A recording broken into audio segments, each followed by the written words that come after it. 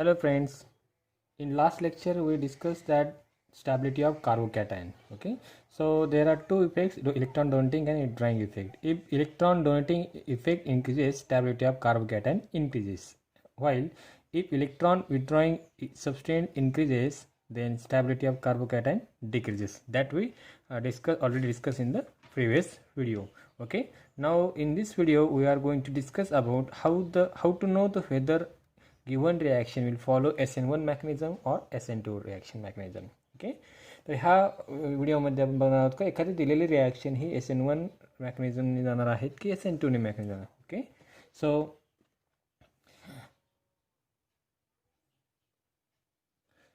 if we study SN1 and SN2 reactions with different example, then from this it is clear that a given reaction will follow SN1 or SN2 reaction, that it depends on four factors.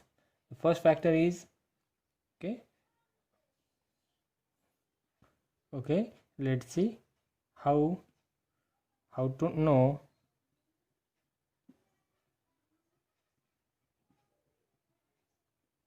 whether a given reaction will follow SN1 mechanism or SN2 mechanism. Okay, if we study the different reactions of SN1 and SN2 reaction, then it is shown that a given reaction will follow SN1 or SN2 reaction, that it depends on the four factors. So first factor is effect of structure of substrate. Effect of structure of substrate. Okay, then second factor is effect of leaving groove. Effect of leaving groove. Okay, third factor is effect of nucleophile.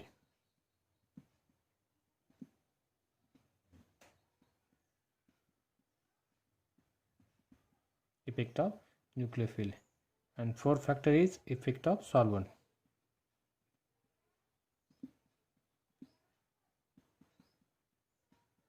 Effect of solvent. So these four factors affect the or decide the SN1 or SN2 reaction mechanism. Okay, so let's see one by one. Let's see first effect of structure of substrate. Effect of structure of substrate. Okay,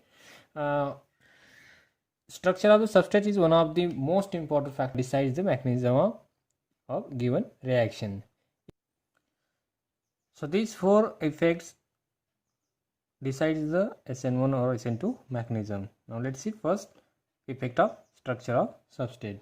In substrate, the nature of alkyl group of substrate exerts effect on which mechanism is to be followed. The two factors are operating by R group is steric hindrance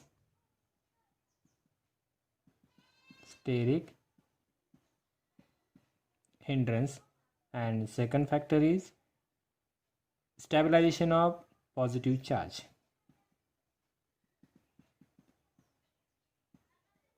Stabilization of positive charge.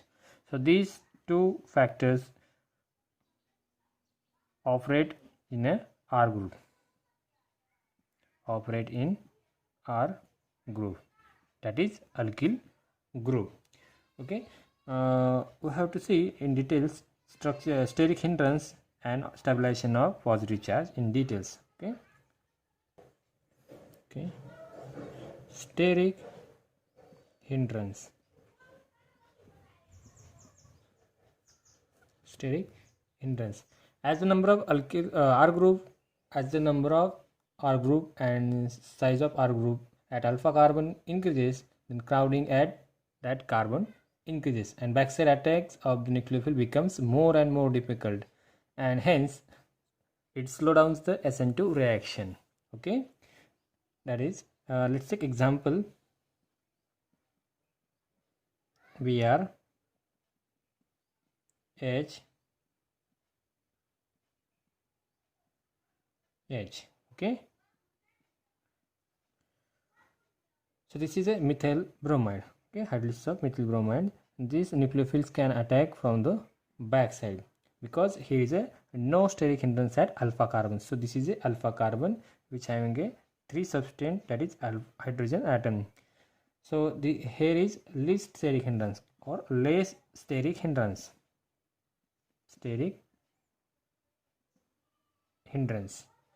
Backside attack becomes more favorable. Backside attack favorable. Okay, now let's take another example where the crowding is at alpha carbon.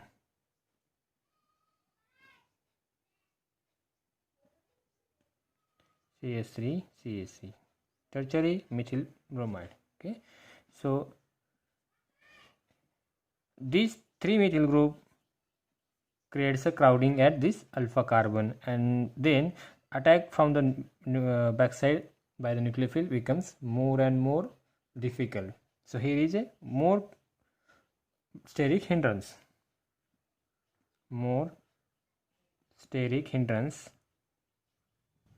at alpha carbon. So backside attack becomes more and more difficult. Backside attack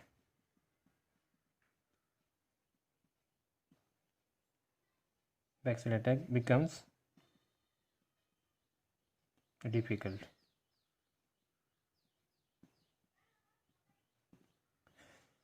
Okay, let's say one more time.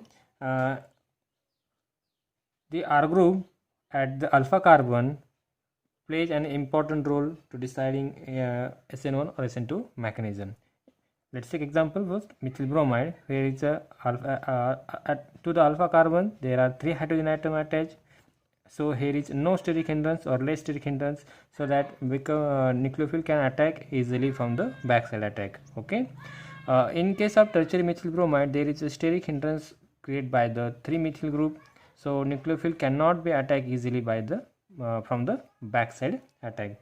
So if backside attack is favorable, then there should be a SN2 mechanism. If there is a backside attack difficult, then there should be a SN1 reaction mechanism can occur. Okay, one more thing here, observe that if less crowding at alpha carbon, then in the transition state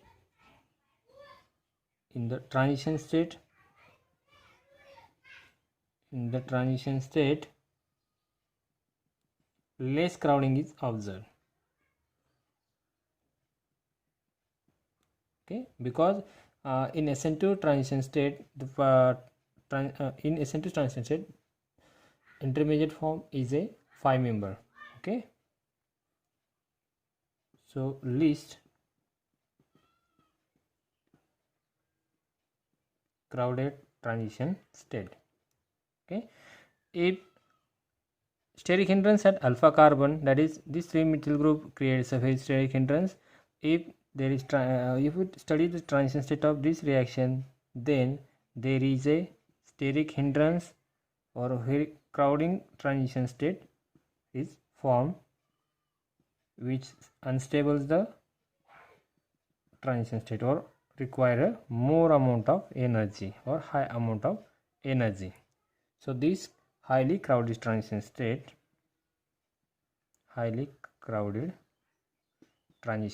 occur. Okay, so in this case SN2 mechanism cannot be occur. Okay, let's say again, for SN2 reaction, in the transition state the alpha carbon atom is surrounded by the 5 groups, and if these groups are bulky, energy of activations required to form a such crowding transition state is very high, and hence very slow rate of SN2 reaction is occur. So in other way, for SN1 reaction, as the crowding at alpha carbon increases, then the rate of reaction increases, because with increasing R group size at alpha carbon, the plus I effect increases, while stabilization of positive charge of the carbocation is more easily. So this effect is maximum in tertiary carbocation and least in methyl group. Okay, let's take different example of R group and its relative rates SN1 and SN2 and SN2 rate. Okay, let's take first CH3, that is methyl group. Okay, if alpha carbon is a methyl group, then SN1 rate of SN1 reaction is 1.05 and its relative rate of SN2 reaction is 30. Okay, so rate of SN2 reaction is faster as compared to SN1 reaction, because at alpha carbon there is no steric hindrance, so that nucleophile can attack easily from the backside. That is, SN2 reaction is more favorable. Okay, if we take R group, primary carbocation or ethyl group, primary carbocation. So here is a primary carbocation. Okay, in this case SN1 rate is 1 and SN2 reaction also 1. So here 50% chances of SN1 and SN2 reaction, because here is some steric hindrance is created by CH3 group. Okay, now let's take another example of R group, CH3. Okay, so this is a isopropyl carbon or secondary carbocation. So if SN1 rate of SN1 reaction is 12, then as compared to this is a 0.0025. Okay, so that means SN1 reaction in this case is more favorable. Okay, because at alpha carbon there is a crowding of CH3 group increases. Now let's take another example where 3-methyl group at alpha carbon. Okay, so this is a tertiary butyl carbon, tertiary butyl carbon or tertiary carbon. So SN1 rate is 12 lakhs. Okay, then as compared to this SN2 reaction rate is 0.0001. Okay, that means it is a negligible. So there is a no SN2 reaction can occur, because here is a more and more steric crowding created by this 3-methyl group. So backside attack becomes more and more difficult, so there is no chance of SN2 reaction. So only SN1 reaction is observed in this case. Okay, if we plot SN1 and SN2 reaction with increasing the increasing crowding at alpha carbon, then we observe that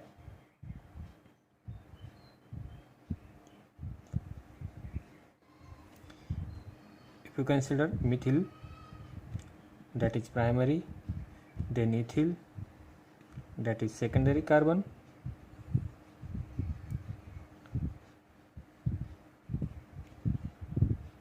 isopropyl,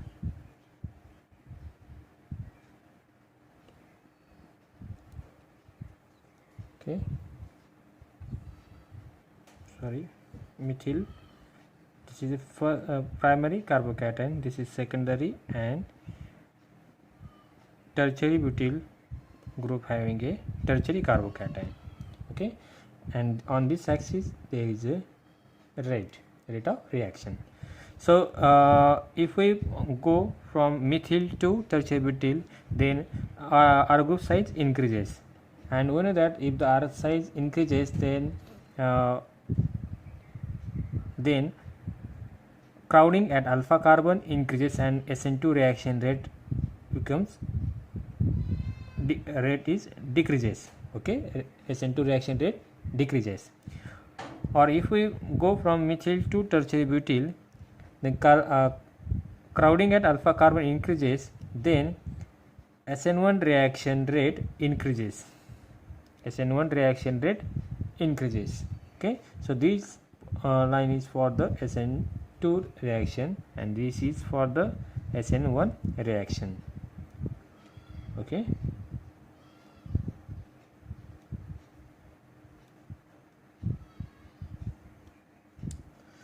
Once again, if we go from methyl to ethyl isopropyl or tertiary butyl in this way, then SN2 reaction rate increases because the size of R group increases, and there is a steric crowding and nucleophilic attack become more and more difficult. So SN2 reaction rate decreases. And in other way, methyl, if we go from methyl to tertiary butyl, then size of R group increases and SN1 reaction increases because there is a more stabilization by the R group. Okay, so SN1 reaction rate increases. Now second effect of the structure of substrate is stabilization of positive charge. Stabilization of positive charge. Okay, we know that there are four effects which decides the SN1 or SN2 mechanism. We are discussing about the effect of structure of substrate. In that there are two effects, steric hindrance, and second is the stabilization of positive charge. That is the structure of substrate. Okay, if the carbonium ion is stabilized either by inductive or resonance and hyperconjugative structure effect, the molecules prefers to react by the SN1 reaction rather than the SN2 reaction. Okay, if the R group, that is alkyl group size increases, then the plus I effect increases, and which stabilize the carbocation more easily. Okay, so number of alkyl group or size of alkyl group increases, then SN1 reaction rate increases because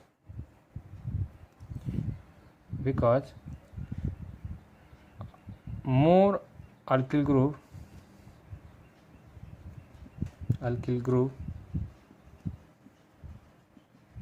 easily stabilize carbocation.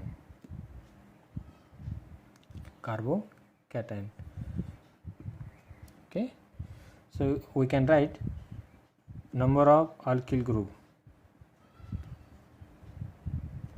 directly proportional to SN1 reaction rate. Okay, alkyl group increases, SN1 reaction rate increases. Okay, in next lecture we will discuss effect of leaving group, then nature of solvent and nature of nucleophile. Okay, thank you.